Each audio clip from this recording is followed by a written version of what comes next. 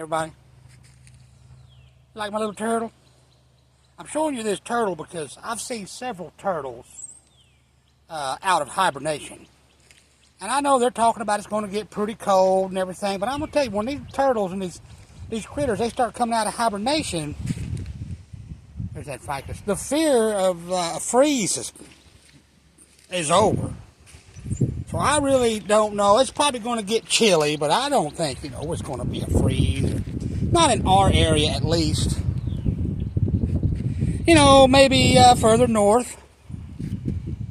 But I kind of doubt that. I don't know. We'll wait and see. But look at how well my potatoes, these red potatoes, are doing in these big grow bags. Here, to give you a little bit of idea of the size of that grow bag. There, you can kind of see it's a 30-gallon bag.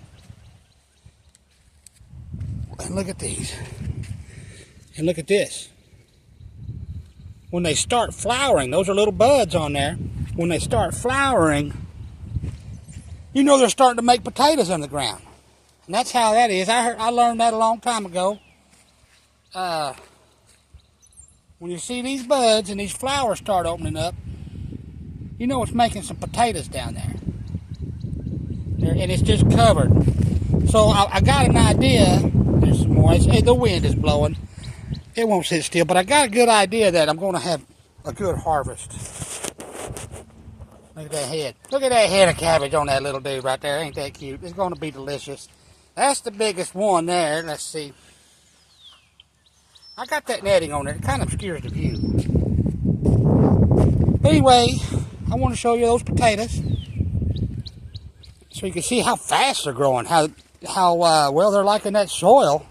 But anyway, y'all be safe. They got some tornado warnings out. It's called Rabbit Cabbage right there.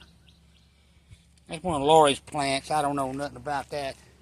I don't know nothing about no rabbit cabbage, but I know something about some good old Shane cabbage.